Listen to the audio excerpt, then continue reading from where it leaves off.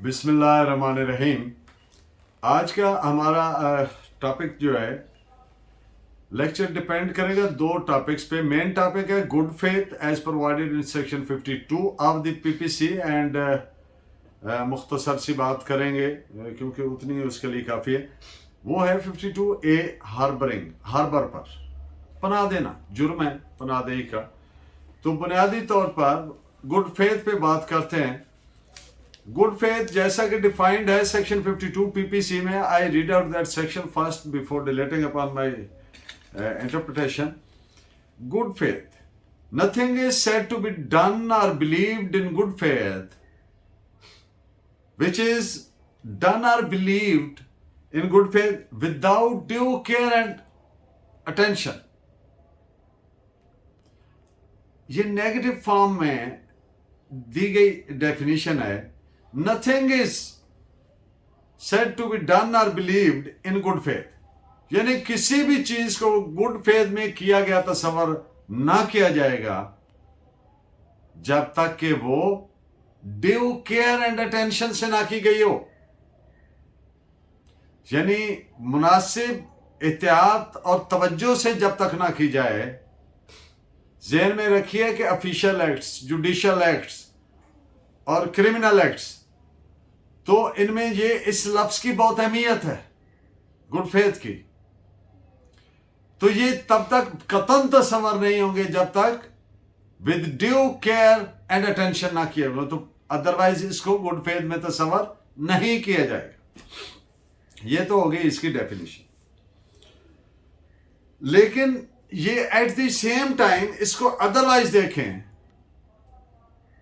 ये negative form में, लेकिन इसको आप दूसरी साइड से देखें तो हर वो चीज गुड फेथ में की गई तस्वर होगी which is done with due care and attention. Blacks law dictionary के मुताबिक जो टर्म गुड फेथ है वो कहता है कि it is intangible and abstract, A quality of something. Intangible आप जानते हैं जिसको छुआ नहीं जा सकता। मैं कहता हूं फला आदमी की नीयत, तो नीयत को मैं छू तो नहीं सकता, इंटेंजिबल स्टेट ऑफ माइंड है। एंड एब्स्ट्रैक्ट, लफ्ज़ी मानी होता है एब्स्ट्रैक्ट, यानी सोचों में गुम, ख्यालात में खोया हुआ, एब्स्ट्रैक्ट किस्म की चीज है ये। इसमें ऐसे जैसे, तो ये वो खसूसियत है, क्वालिटी है which is intangible and abstract. और इसकी कोई टेक्निकल या स्टैट्यूटरी डेफिनेशन नहीं है, ये ब्लैक्स लॉ डिक्शनरी के मुताबिक। लेकिन ये अपने अंदर समो लेती है, एनकम्पासेस, घेर लेती है अपने अंदर चार बुनियादी चीजों को। तो ब्लैक्स लॉ डिक्शनरी के मुताबिक चार वो बुनियादी चीजें कौन सी हैं? गुड फेथ की बात हो रही है कि इसकी चार बुनियादी क्या चीजें हैं। Number 1, honest belief. Number 2, absence of malice, बदनीयती का ना होना। Number 3, absence of design to defraud, उसमें किसी को डिफ्रॉड करने का कोई मंसूबा ना हो। And number 4, or to seek unconscionable advantage, किसी से इंतहाई नामुनासिब, अनकॉन्शनेबल, जमीर के खिलाफ इंतहाई नामुनासिब बेनिफिट लेना। तो ये चार उसके बेसिक इंग्रेडिएंट्स। यहां पर मैं एक बात कर दूं, जो पीपीसी सेक्शन 52 गुड फेथ को में दो बुनियादी चीजें रखता है, वो ड्यू केयर एंड अटेंशन है, और ये नेगेटिव फॉर्म में दी गई डेफिनेशन। जबकि बाकी तमाम, चाहे वो जनरल क्लासेस हैं या दीगर जगहों पे जितनी भी, सिविल लॉ में भी इसका यूज होता है वर्ड का, तो वहां पे जितनी भी डेफिनेशंस दी गई हैं उन सारियों में दो चीजें हैं कि एक ऑनेस्टी को बहुत फोकस किया गया उन पे, ऑनेस्टी और with due care and attention. Good faith एक एब्स्ट्रैक्ट टर्म है जिसकी कोई रिजिड डेफिनेशन तो नहीं की जा सकती। अब ये एक और डेफिनेशन है, लेकिन इसमें दो चीजें नागजीर हैं, वो बहुत एसेंशियल है, लाजम है इसमें होनी। और वो क्या है? Number one, honesty of purpose. Number two, due diligence. Diligent आप जानते हैं, डिलीजेंस मीन्स पूरी सरगर्मी से, तवज्जो से। डिलीजेंट चौकन्ना, होशियार, अपने काम पे फोकस हुआ। तो इस डेफिनेशन के मुताबिक दो चीजें, honesty of purpose number one, number two due care and diligence. अब मैं सुप्रीम कोर्ट के, इंडियन सुप्रीम कोर्ट की दो जजमेंट्स जिनमें बुनियादी पॉइंट्स जो डिफाइन किए गए, डिस्कस किए गए, वो आपके सामने रखता हूं। इन दो फैसलों में इंडियन सुप्रीम कोर्ट ने यह हेल्ड किया कि अदालत ने गुड फेथ को जिस अंदाज से देखना है वो ये है कि आया ये एक्ट गुड फेथ कॉन्स्टिट्यूट करने के लिए काफी है। तो बुनियादी चीज उसमें जो देखी जाएगी वो due care, with due care and attention से किया गया है। और फर्दर हेल्ड किया कि गुड फेथ टर्म जो है वो हर केस में बिल्कुल तीर बहदफ इसका रिक्वायर नहीं करती, यानी लॉजिकल इनफेलिबिलिटी रिक्वायर नहीं करती। इनफेलिबिलिटी जिसमें गलती की गुंजाइश ही ना हो, बिल्कुल ऐसे तीर बहदफ उस तरह से हर केस में रिक्वायर नहीं करती, बल्कि ये काफी होगा कि हर केस के अपने पिक्यूलियर हालातों, वाकयात, फैक्ट्स एंड सर्कमस्टांसेस के मुताबिक चीज जो कोर्ट देखेगी वो क्या देखेगी? तीन बुनियादी चीजें। Number one, the capacity of a purpose. Number two, the intelligence of the person. Capacity of the person, intelligence of the person, and the position what he occupies. All these three elements are very important. Capacity of the person, intelligence of the person, and the position what he occupies. दो judgements आप note फरमाएं जी इन points पे।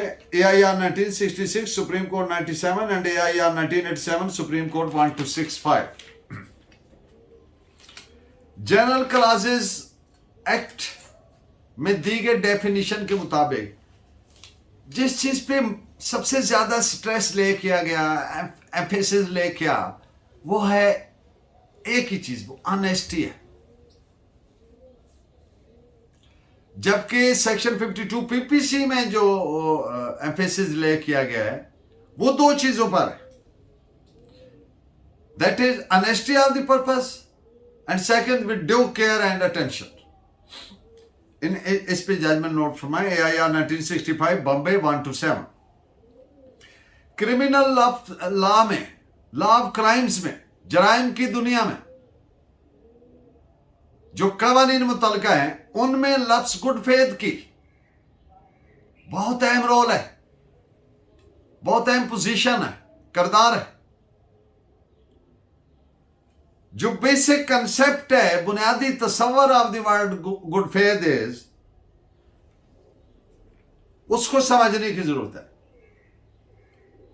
एक honest आदमी है, वो blunder करता है, फाश गलती करता है। सो इस सेक्शन 52 के मुताबिक can never act in the eye of law.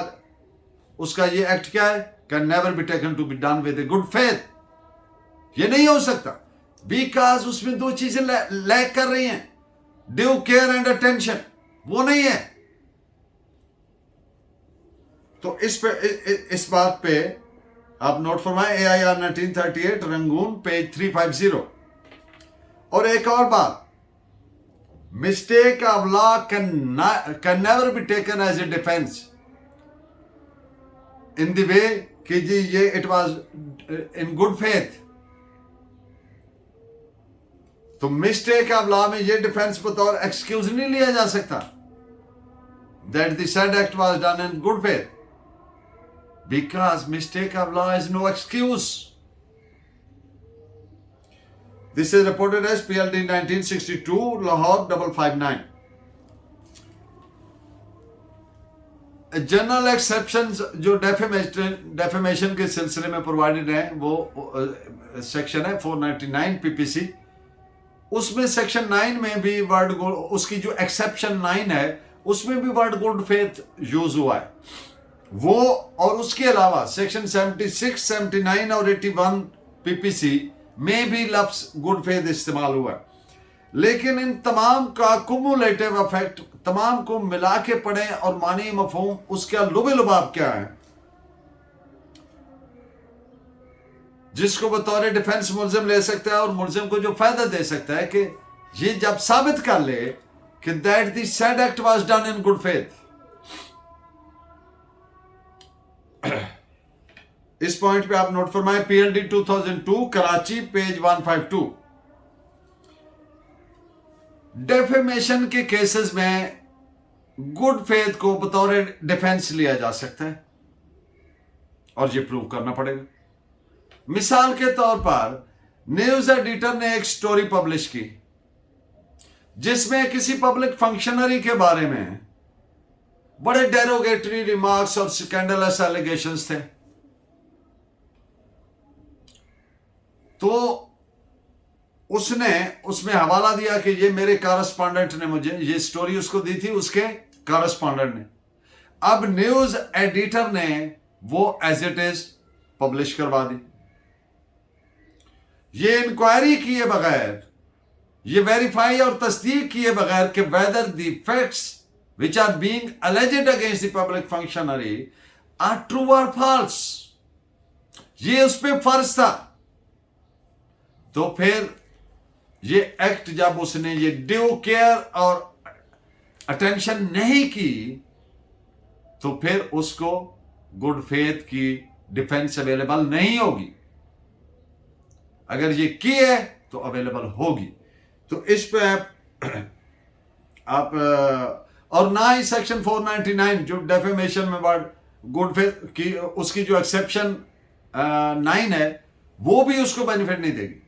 तो इस पे आप नोट फरमाएं, AIR 1914 PC प्रीवी काउंसिल का ये फैसला है 116। अब आप जानते हैं कंटेम्प्ट प्रोसीडिंग, तौहीन अदालत, ये क्रिमिनल इन नेचर होती हैं। तो इसमें अगर अक्यूज ये साबित कर दे कि उसका जो अलेजेड एक्ट है ये इन गुड फेथ था तो ये उसका डिफेंस हो सकता है। मिसाल के तौर पर मैजिस्ट्रेट ने रिमांड ऑर्डर पास किया, उसको इंप्यून किया, उसके खिलाफ गया जो एग्रीव्ड पर्सन था, तो उसने कहा कि it has not been passed in good faith. अब पूरी PPC में एक ही सेक्शन है 228 जो कि पब्लिक सर्वेंट, जज भी चूंकि पब्लिक सर्वेंट होता है तो उसके इंटरप्ट करना या उसको वगैरह तौहीन अदालत कह लें सादे जुबान में। तो अब मैजिस्ट्रेट ने कहा कि ये तौहीन अदालत के ज़ुमरे में आता है। जब फैक्ट्स को देखा सुपीरियर कोर्ट ने तो इट वाज हेल्ड कि जो रिमांड ऑर्डर था वो केस के हालातों वाकयात से गलत था और वो जो प्रोविजंस आप जानते हैं रिमांड 167 CRPC के तहत, तो उन प्रोविजन जो पैरामीटर्स प्रोवाइडेड हैं, वो जो प्रोविजंस प्रोवाइडेड हैं उनके भी डेरोगेटरी था। उनका भी नहीं लिहाज। तो जब एक आर्डर साबित हुआ कि केस के हालातों वाकयात और कानून जो उस केस के हालातों वाकयात पे रखना चाहिए था, अप्लाई करना चाहिए, उसके मुताबिक नहीं था, तो इट इज ए डिफेंस। तो फिर वो गुड फेथ में आर्डर नहीं समझा जाएगा। इस पे आप नोट फरमाएं। इसमें मैं आपको 4 जजमेंट्स दूंगा जिसमें कंटेम्प्ट से मुतल्लिक और गुड फेथ से मुतल्लिक हर तरह की सूरत डिस्कस की गई है। हमें चूंकि वक्त की कमी होती है, किल्लत होती है, इसलिए हम उनको डिटेल हर जजमेंट के फैक्ट्स नहीं, लेकिन आपके लिए मैंने वो सॉर्ट आउट किए हैं, सर्च किए। 1964 RAJ-LW 126, AIR 1932 Patna 66, AIR 1955 Supreme Court 309 and AIR 1956 Supreme Court 44। ये 4 नहीं बल्कि 5 जजमेंट्स हैं। AIR 1960 Supreme Court 262। And in the end of today's lecture, Section 52A PPC, harbour. Harbour का आप जानते हैं, हार्बर मीन्स पनाह। पनाहदेही भी एक जुर्म है। जब किसी ऐसे आदमी को दिए जाए जो अपनी गिरफ्तारी से बच रहा हो, भाग रहा हो, तो इसकी मैं डेफिनेशन जैसा कि सेक्शन की प्रोवाइडेड है वो पढ़ देता हूं, फिर इस पर मुख्तसरन बात भी कर लेते हैं। Exception harbour, exception in section 157 and in section 130 in the case in which harbor is given by the wife or husband of the person harbored. The word harbor includes the supplying of a person with shelter, food, drink, money, clothes, arms, ammunitions, or means of conveyance, or by assisting a person by any means, whether of the same kinds as those enumerated in the section or not, to evade apprehension, गिरफ्तारी से बचना। मुख्तसरन बात यह है कि सिवाय मियाँ बीवी को अगर ठहरा रहा है या बीवी खामद को ठहरा रही है तो वो पनाहदेही में नहीं आएगा। इसके अलावा बाकी जितने भी हैं, तो अगर उसको खुराक दिया है, पानी दिया है, रिहाइश दिया है, असला दिया है, बारूद दिया है, कोई भी किसी भी तरह की उसको असिस्टेंट, कोई कन्वेंस ले जाने के लिए कोई बंदोबस्त किया है, यानी, और इनके अलावा ये जो इसमें मेंशन है जो मैंने अभी बोली थी, इसके अलावा कोई भी ऐसा जरिया जो मुलजिम को गिरफ्तारी से बचने में मुआविन मददगार साबित हो, वो हार्बर की डेफिनेशन में आता है कि ये पनाहदेही है। और आप जानते हैं पनाहदेही 216 है शायद सेक्शन, उसके तहत जुर्म है।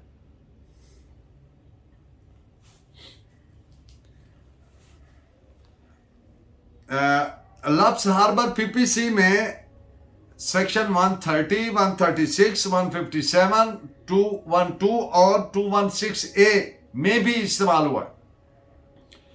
अब एक और बात कि ये भी एक केस आया, सुपीरियर कोर्ट ने फैसला किया कि ये आदमी कानून को मतलूब है, इश्तिहारी है या छुप रहा है, अपनी अप्रीहेंशन से, अरेस्ट से छुपा हुआ है, तो ये इस आदमी के इल्म में था, तो इसने क्यों बताया? तो कोर्ट हेल्ड के महज ये इल्म में होना कि ये आदमी रिक्वायर्ड बाय लॉ है या ये गिरफ्तारी से छुप रहा है, जिसको उर्फ आम में कहते हैं इश्तिहारी मुलजिम है, रिक्वायर्ड बाय लॉ है, तो ये हार्बर का ऑफेंस नहीं बनता महज इल्म में होने से। This is reported as AIR 1935 Calcutta page 35।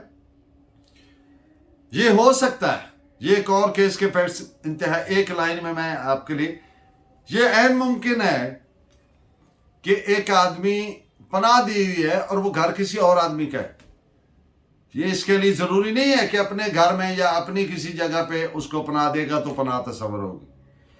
पनाह में हर वो चीज शामिल है जो उसको कानून से, गिरफ्तारी से बचने के लिए, एस्केप में, अवॉइड करने में मुआविन मददगार होती है। अब उसके छुपने की जगह नहीं है, एक आदमी उसको किसी दोस्त के घर में ठहरा देता है, तो ये हार्बर का ऑफेंस कमिट कर रहा है। इस पे आप जजमेंट नोट फरमाएं 1912 ब्रैकेट में 13 criminal law journal page 701। Keep watching, keep guiding me by your valuable comments. Thank you very much. Allah ने के बाद।